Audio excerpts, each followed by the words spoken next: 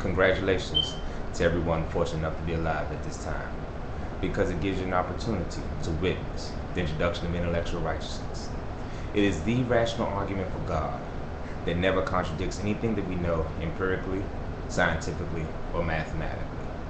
Now, I know we've been taught for a long time that that's impossible, but I'm here to tell you that it's been a myth and a lie. Part of me would enjoy being able to say that this is not a new religion. I would love to say this is just one man's opinion on the subject of God, not just because that's what it is, but also my not hiding behind any claim that I'm speaking the word of God gives you an opportunity and the ability to dissect and scrutinize anything that I have to say. But the truth is, if religion is defined as a way of life based on someone's belief concerning God, then not only is this a new one, but it should be considered the most accurate and comprehensive religion to date. Its clarity and validity to those of us alive today is congruent to any of the ancient religions to those living back then. And it is able to withstand any more intellectual scrutiny or reasonable doubt than any religion that doubts or rejects God outright. Now, who am I to make this bold claim? The best answer I can give you is someone who can back up everything I say. I don't have anything in my history that will make you believe that I'm an expert on any subject at all, let alone theology. I don't have any extensive education or training, nor do I have any fantastic tales of mystical enlightenment.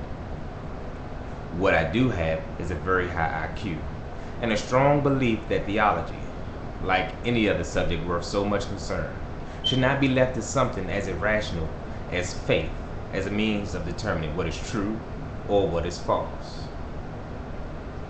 Now, I know what I'm saying may seem comical to some, but the person who's afraid of mockery is not worthy of the fame they seek. And although I'm not looking for any personal glory, I am looking to see intellectual righteousness recognized as the latest and greatest installment in man's continued tradition of understanding God. To any of you who would like to laugh at me, I just hope I'm funny long enough so you'll see just how seriously you should take me.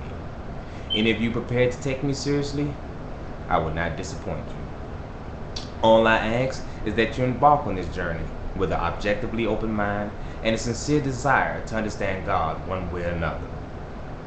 It will not be easy at times. Your core beliefs will be challenged and questioned. You may even be tempted to adopt an attitude that what we believe or what we're able to perceive or imagine dictates what is real. Truth is, there's an absolute reality, and then there are our relative perspectives.